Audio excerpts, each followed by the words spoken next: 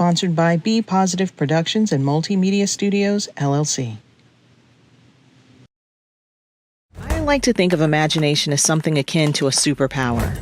Used in the right context for good, it can help bolster our aspirations and propel us closer to our goals. We visualize the outcome of our accomplishments and work toward attaining said thing.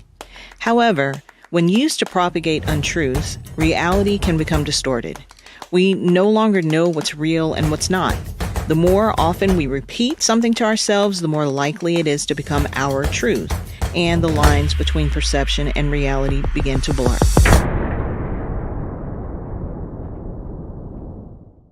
And that, ladies and gentlemen, is a wrap.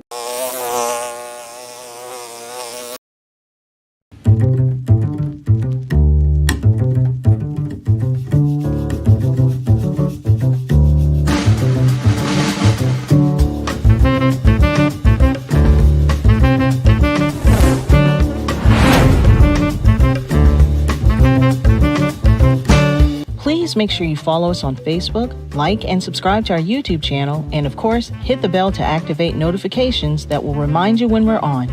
Please be sure to leave us a comment to let us know how we're doing. We'd love to hear from you.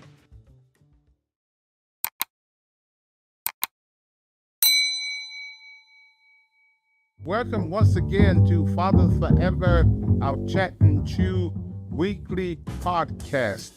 Thank you for tuning in today, and we are going to get started in the studio today. Before I get to that, though, let me do a little housekeeping. Join us on Facebook, share us, and go to YouTube. See that little bell? Click on the bell and let you know that when we're coming live. Do those three things. Also, please add some comments as you're watching in the comment section, and we would appreciate it very much. Today, we have in our studios a couple of guests that I've had the opportunity to work with a few months and few years. But you and James, you and I go back. But anyway, I have Miss James Jackson, and he's going to tell us, he's going to introduce himself, as well as Miss Shanae Artis. Did I get that right? Mm-mm. No. Shanae. Yes. Shanae Artis. Okay. For the audience, this is the month of April is Reentry Month. Yes. And we want to highlight some things that we're going on with the reentry. And actually, we just came off of the conference, the yearly conference that's held every year. Last year was in Charlotte. This year was in Raleigh. It's the Reentry North Carolina Department of Adult Reentry Conference. And we had a dynamic time with some powerful speakers and powerful guys and ladies and gentlemen who's back in the community now. Mm-hmm. And so today we really want to have a conversation about what reentry looks like and how you guys work with that and getting our justice-served individual back into the community and back with their kids, back with their family, back to their marriages, back to their parents. And so, but before we get into the discussion today, I want each one of you to introduce yourself to us, and I got a surprise question about you. Oh. Tell us something that nobody really, they will be surprised to know about you. That I produce music. You produce music, okay? Producing music for over 30 years. What kind of music? Jazz, R&B, and I'm working with my daughter, as she sings, to produce a joint album. Do you sing? No, I wish I could. And you play an instrument? I play bass, keyboard. What up? I did not know that about you. Oh, okay. Oh, we have a listener. We have a legend among us. Yes, actually, you can go to jamesjohnsonmusic.net and you'll find all my material. Okay. Tell us a little more about you. Well, I grew up in Brownsville, Brooklyn. Anybody know about Brownsville? It was 90% minority as classified, very high crime, and the incarceration rate was very high, one of the highest in New York City. So that really helped me, or really fueled my motivation to help. So I became a police officer. Okay. And I was a compassion officer who understood some of the challenges that our young people and older people face growing up in that type of environment. So, wow. So I'm glad relocated here. I was from 87 to 91. I was an undercover officer. Okay. And then I became a gang officer. I was a first responder in 9/11. And today, even though I retired from the police department in 2004, I find that I'm still a first responder to those that are re-entering our society after making bad choices. So you're kind of on the other side of the coin now. Well, you know what? I like to say I'm on the same side, because we've all made bad decisions. Right. If I can say, if I was confessed, I had to get an expungement last night. Every day I get an expungement. I ask God to forgive me for anything that I've done. So I know, so I have compassion for those who've made a decision that wind them up in places they don't want to be. Okay, cool. Okay.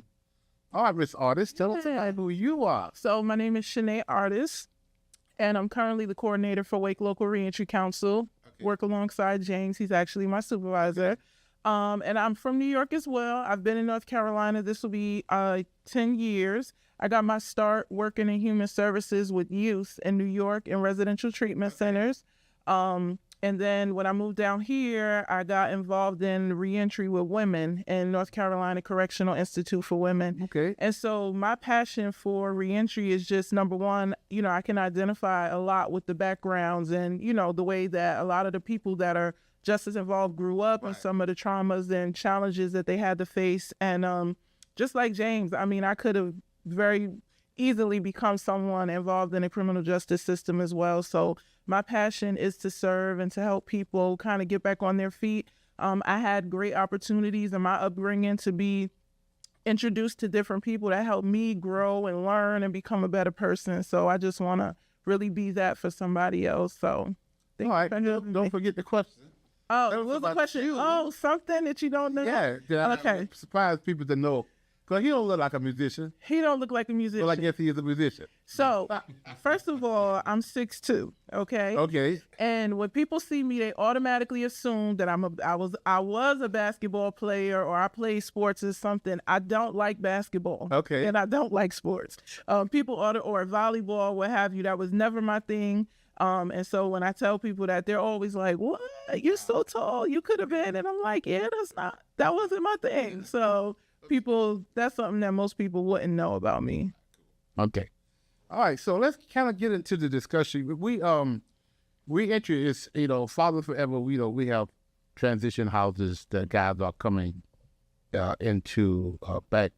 And I think at the conference stage, and I kind of knew this, but it just hit me at the conference that 95% of the guys, girls and women, and in prison, it's going to be they're going to get out. Yeah.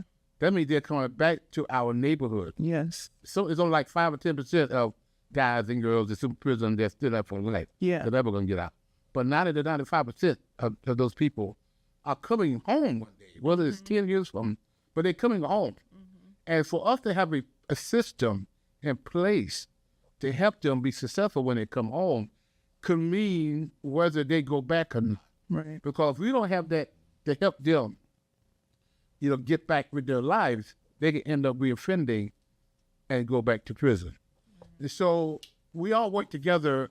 We have the transition home. You guys provide services for the transition home. Tell us about the local reentry and what is that all about? Well, I think it's called LLC. Yes, but and we're under the umbrella of the Capital Area Workforce Development. That's our umbrella. Okay. They're our intermediary agency, which means they help support us, help find funding for us. But now the Wake LLC is a collaborative of over 100 different partners that Shanae helped put together. Okay. We meet quarterly. And these are people from different backgrounds. These are people, employers. These are service providers. These are just different people who can help talk about what are the barriers for those returning or those residing in Wake County.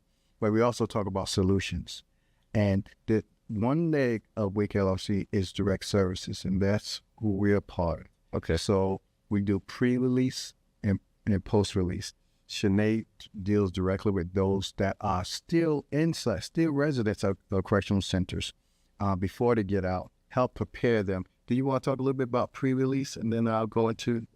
Yeah, sure. So as a part of our direct services, we partner with correctional facilities to do assessments over the phone with people who are currently incarcerated and are returning to Wake County. So we'll talk with them about what their needs are, whether it's housing, clothing, food, employment, what have you. We'll let them know about the services that we offer, get them set up in our system, assign them to one of our case managers so that when they get out, they know to contact us. And we also can provide resources to their case managers while they're still incarcerated to kind of help them get started with connecting to those different services. So this is why they're still in. While they're still in. At how long will they be before they? At what point do you guys talk to them? 6 months before they release? 90 days. 90 days. There needs to be at least 90 days. Okay, so is this a volunteer basis that the clients inside request? Yeah. Okay. Or their case manager, they may not know about us, but if their case manager does, they'll submit a referral for them. Or even we have a partnership with the Department of Parole and Probation. Sometimes it's the probation officers or the parole officers that know the individual is getting out, and they'll submit the referral to us and give us the case manager's information, and then I'll connect with the case manager to kind of get that process started. So it's really partnerships that make sure we can connect with them before they get out. So a lot of the guys, the ladies, I keep saying guys, but yeah, men and women, if they're getting out, it's kind of that's kind of a step up for them to be able to. What county do y'all serve?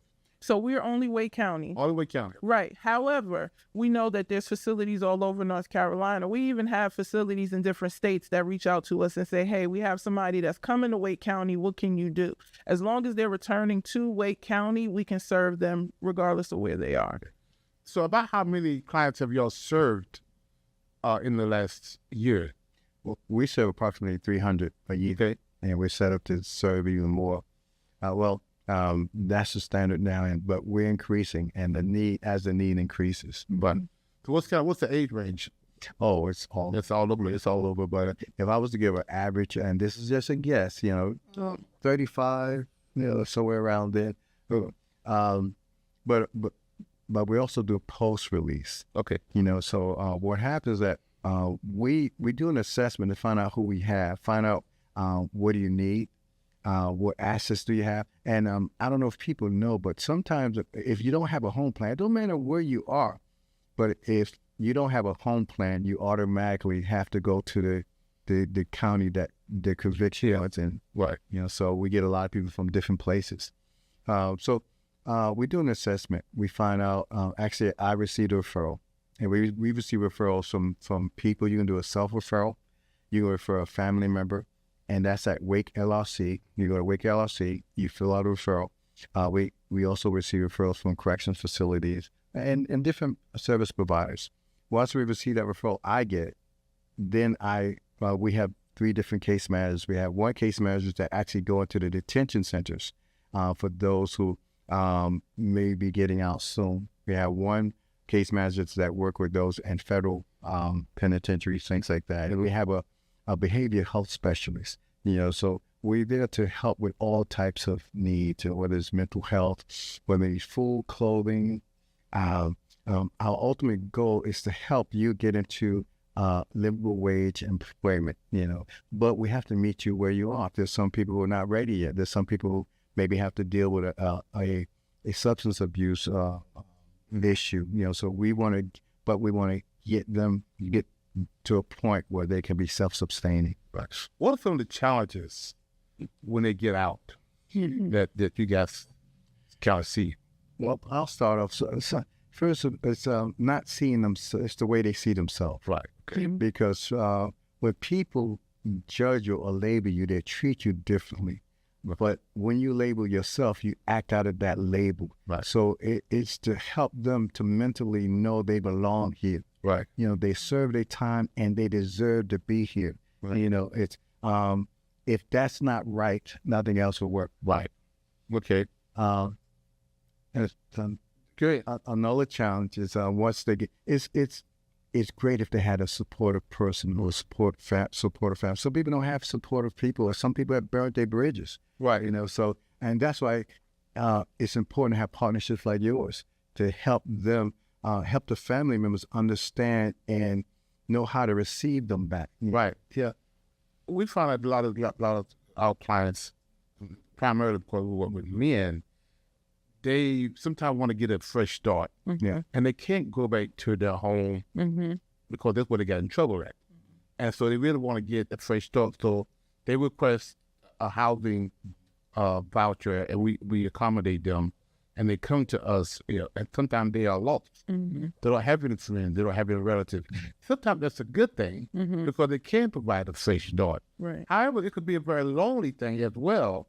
If you don't have family here and you don't have anybody that can really assist you, and we know that recidivism can be increased or decreased by the support systems that they have. And you guys are providing that services. Yeah. We are connecting with you. And this is a state-funded city. How do you guys fund? Well, we're funded. We have a multiple funding sources. One is from the Department of Adult Corrections, and another is a federal grant from the ARPA grant. But if I can piggyback on what you said earlier about the support they need, I like to big up to Shanae, because we have a lot of people who don't have that support. So Shanae had developed a peer mentorship. Okay. And can't you talk? Yeah, absolutely. Yeah, so on top of our case management team and just our team in general, we all are very passionate about what we do and the people that we serve. And so we will always try to go above and beyond to be a positive support to them and, just kind of counsel where we can, encourage where we can, advocate where we can. But we understand that we work 9 to 5, right? And so we have to go home and, the phones go off and all of that kind of stuff. And so we did partner with Southlight Healthcare to provide peer support services to individuals. And so that peer support can actually connect with them after hours, for emergency situations at times where I'm not available or James or our case management team is not available. They have somebody that they can call to kind of get that support. And that's that positive social support that you were talking about. The other benefit of that is that it's somebody who's walked in their shoes. So this person is not coming from a clinical place or from a privileged place, but from a place of, I've been there, I know what you've been through, let me tell you how I was able to do it. And so we've been really grateful for that relationship with them. And we've seen people be very successful as a result of having that extra arm of support. Yeah, and what you have said is very profound. It's because, I've telling them, I had to speak at the conference this week, and they will kind of ask me stories, what is my story? Well, I've never been incarcerated. Yeah. Thank God. I mean, all the time I got arrested, it was when I failed to appear at a activity that I really know I had. And so there's certain things I can't speak to. Right. Because I never experienced it. And the guys can pick it up. But I have enough staff around me that has been incarcerated. They came to us, we got 5 clients now. They came to us incarcerated. They sit before and I did the assessment. Right. And they went through the 90 days and the 120 days, and we had an opportunity to hire them. They wanted to get hired. We hired them now, and that makes up the team that when I can't see something, they can see it, and they can point it out, and they can educate me, and because they take both. They take the part as well as, you just said it earlier, because you told, people think and sometimes people have never had a criminal background kind of get into this as well. But those that do have a, criminal background can really speak to that. Yeah. And so, what I know, you guys help them with jobs as well? Yes. Actually, if I could share, tell us about that. Yeah. On the way over here, someone called me, Mr. Spencer, that's his name. James, right? He works in the office where he works. So I told him, what happened? And so he said a client that came in, I won't say his name. He says he kept asking for me. I said, why he kept asking for me? He said it was a client who came in on Monday, and he was working. He's just as involved. He was working at Pepsi, and he was a hard worker. And they fired him when his background came back. And he had so much pride, so he was sleeping in his car and refused to get help that way. So I connected him to employment engagement.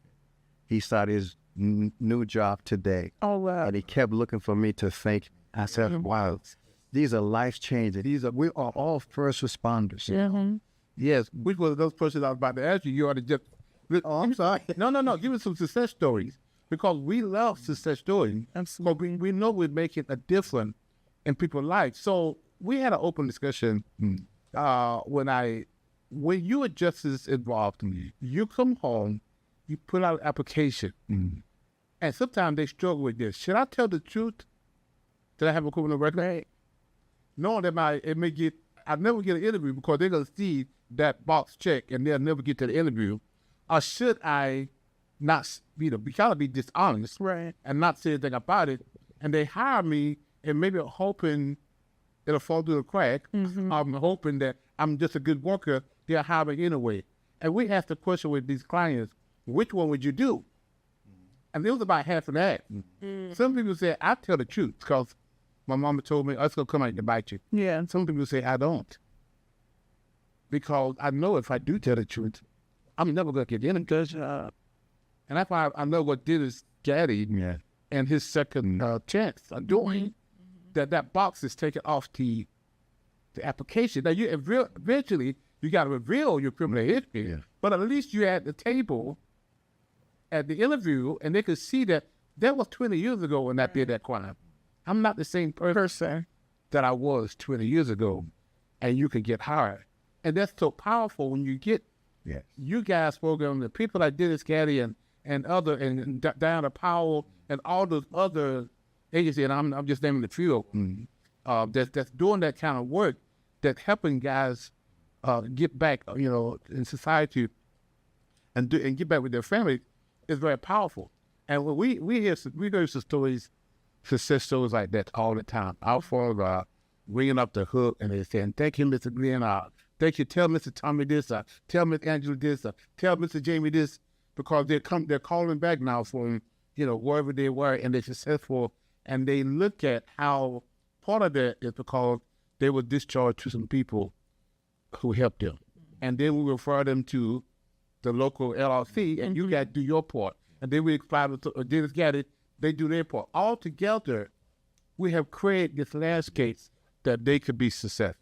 Can I give you a success story about one of your guys that I recently worked with? And I've worked with him by default because he was supposed to work with someone else, but she was out, and so I stepped in to help out. But his time with you guys was coming to an end.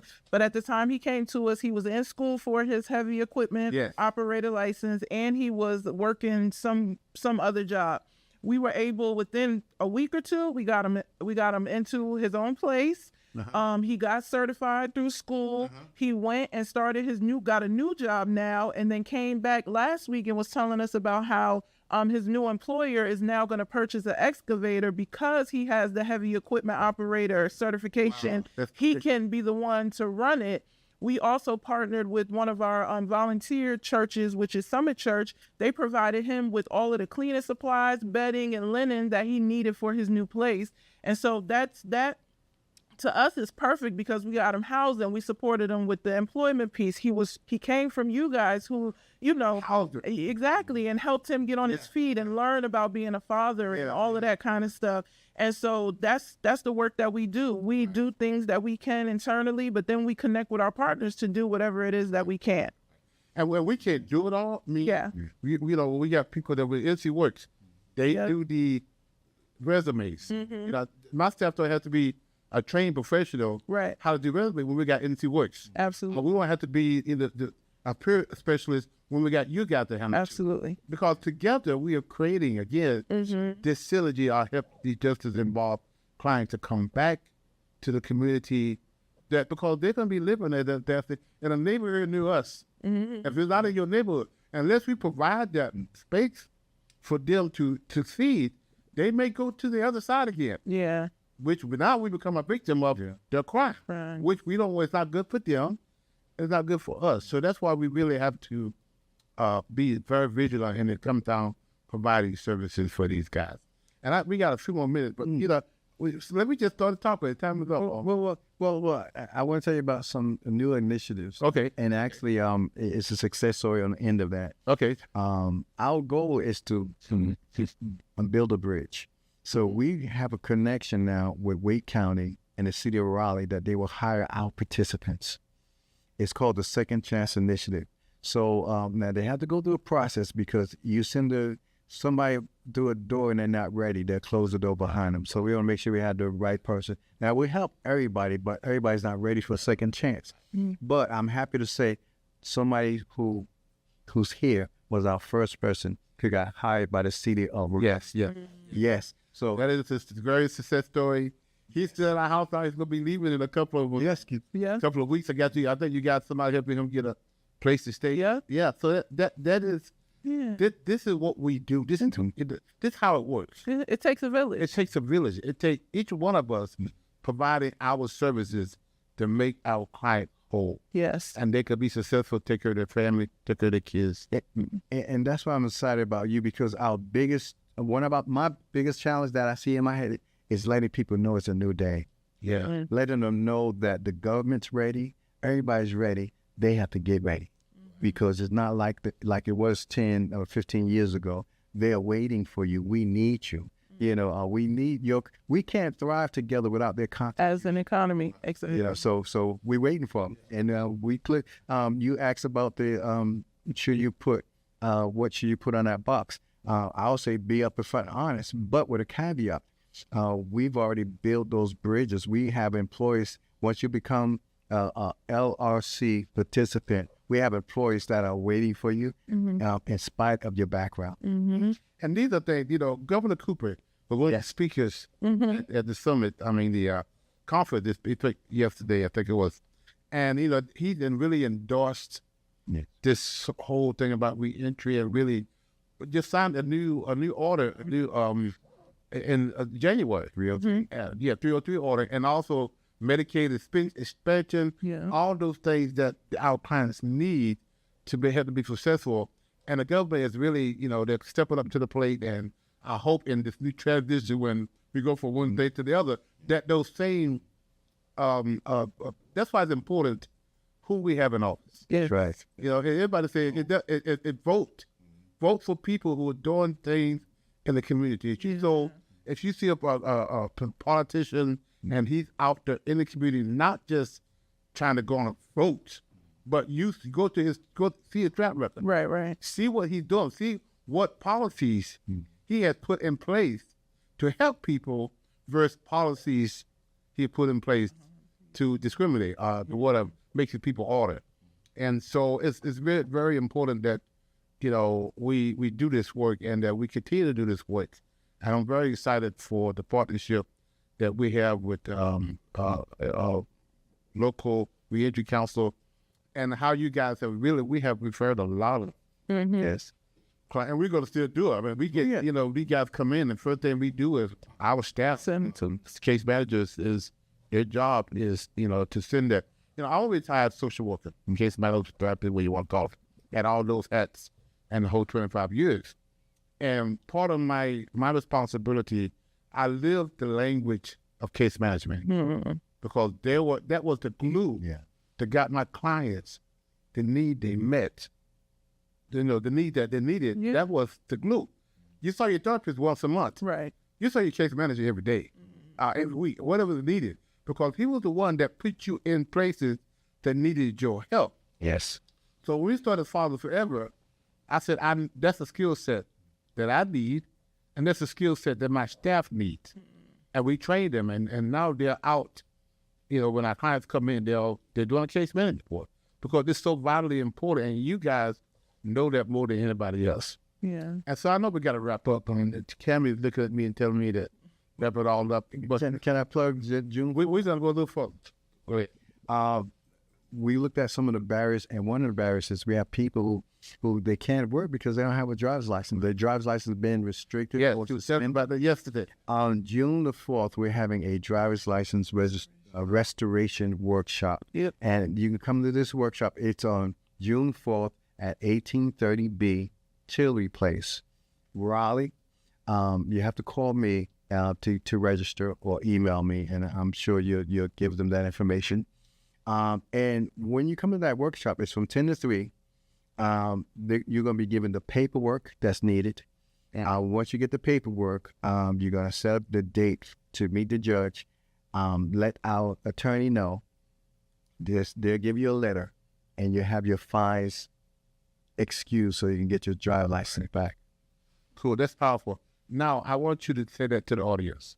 Yeah. Because this is the thing that my last question was, what are some of the big announcements that you have? And that's a big one. Oh, that's a huge one. Okay. So I want you to speak into that camera and tell our audience, those that are looking, if you're out, if you're audience, and you have a brother or sister that's facing this kind of challenges, tell them what they need to do and for them to go do.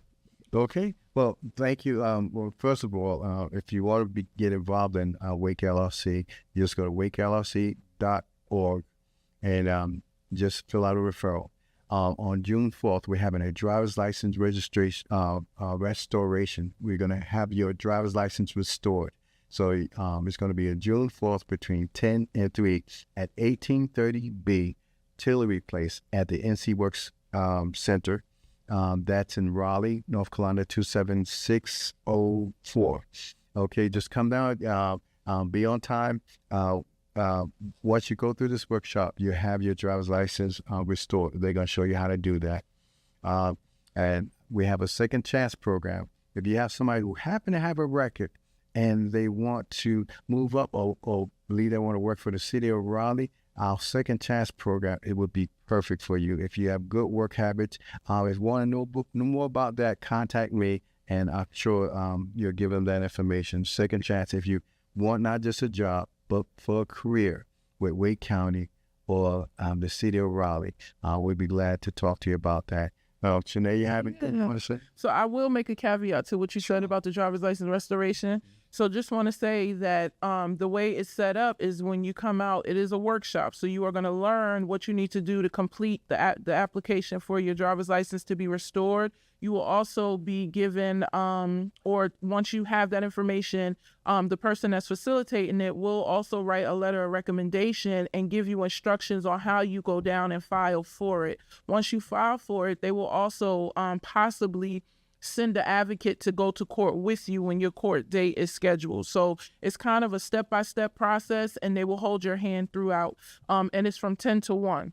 Yeah. We thought it was from 3 until 3, but it wasn't last time. So it's from 10 to 1 on that date at NC Works Career Center. But also want to say, which we didn't say, is that we also provide education scholarships for individuals that want to go back to school, or for people who want to get an industry recognized credential that will help them gain employment in the long term. So we do partner with a CDL school. We also partner with Wake Tech Community College. And we're also looking at building those partnerships with other education providers.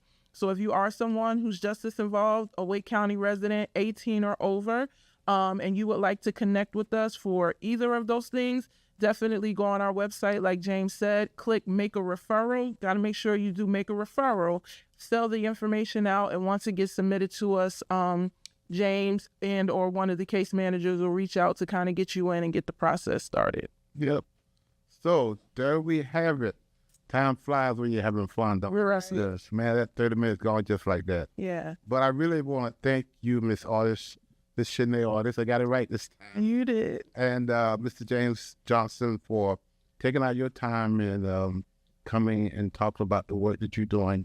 There's so much needed. It's so powerful. And we're meeting the needs of people. We're helping them get their life back together. They've committed the crime, yes, but they've also done the time. Mm-hmm. And now we need to help them get back, because sometimes we make it hard for people not to go back, and they end up going back. But if we can give them not just a hand up, hand out, but a hand up, and train and give them the tools that they need. We talk about, family reunification, which is a major component. It is. Of people. And I tell guys, Stephen Covey, one of my favorite authors, he's 7 Habits of Highly Effective People. Mm-hmm. And one of the things he talks about is, one of his habits is, that which matters the most should never be subject to that which matters the least. Mm-hmm. And I tell my guys, which one do you love first? Do you love crime or do you love your kids? Right. Do you love drugs or do you love your kids? Because if you love your kids the most, the other stuff, will fall by the wayside. But we can help you, but you got to make the decision. Mm-hmm. We can help you and give you the substance abuse issue that you need. the substance abuse treatment that you need to fight off those demons of addiction. We also can help train you to be a employable. Mm-hmm. And so when we put those things together, he may say, I love my kids, but if you don't have the training and the necessary support, he may slip back into that life of crime.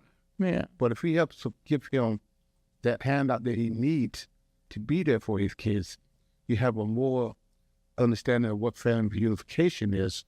And those are the things that motivated they to keep them from going back, because that which matters the most is the kid. Yeah. Yeah. And I'll just let the other stuff fall by the wayside. Yeah. Can I say something? Yes. I just want to thank you, because since I've been working with Wake Local Reentry Council, I've seen multiples of men, I can't even count, that have come from you.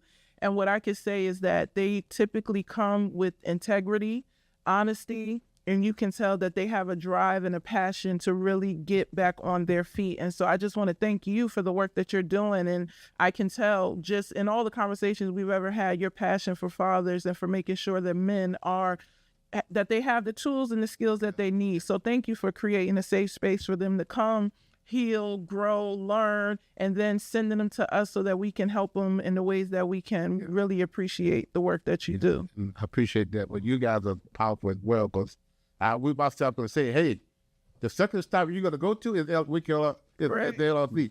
That you couldn't find forever. Here's the referral to go over there. Yeah. Because we know we can't do it all, and we don't have the skill set to do it all. We don't have the money to do it all. We don't have those things that we need to do it. So we say, we're just going to do a handoff, a freely hand. I mean, they nice handoffs. Here's the phone number, here's the address. Go show up and they'll help you. Oh, and they do. And we got somebody up here. He said Mr. Warren sent him. Yeah, and we do. We do. We get guys in on a regular basis, weekly. Mm-hmm. And they come in and they do our 30, 40 minutes assessment. And by the time the PO leaves, they're Tommy now, giving them the paperwork to fill out, put it to the next step. Okay. And they so it's the local reentry center. This is your next stop. Right. Now, if you're serious about this is your next stop. And we know some guys are not ready. Right. They leave sometimes the same way they got there. Mm-hmm. But some guys hit the ground running. And those are the guys that, and those that are not ready, we try to get ready, but if you're not ready, we're not ready. We understand that. So, but those that are ready can encourage those who weren't ready to get ready. Yes, because they say, man, and they do a lot that I can't do. They're the ones saying, look, man, stop playing around. Right. I know what you're doing. That gentleman who got that job with Wake County, with the city of Raleigh now, I'm sure people look at him and say, wow, I can do this too. Yes. Because he was telling them, look, man, if you want to get serious, they have conversations, and we could hear them because we got the cameras on. Right. And it's like, man, if you really want to do this, right, stop playing. Stop fooling yourself. Stop trying to fool them, because they're just gonna get you. They're just gonna say next. Right. If you ain't ready, next. Yeah. But if you are, then this is the place to start. Go down there to the local reentry center and let them help you get back on your feet. Yes. But thank you so much. Thank you for having me. Thank you. It's all the thank you so much. No problem. And to our audience, thank you again for tuning in and being a part of this weekly broadcast. And we hope that you have a safe day, a safe time. And until we meet again, take care. Here's 3 ways you can support our Dads at a Distance initiative. Give a copy to a family member, a friend. Cool. Donate monthly, a book monthly, 5 books monthly, how many books you want to do monthly donation. Reverse book signing, your church, your business. You can make a donation go to our website at www.afatherforever.com and go to our PayPal at Fathers Forever. Our Cash App is $Fathers Forever. Make your donation today. Please include in the note section, include DAAD. Again, it's include in the note section DAAD.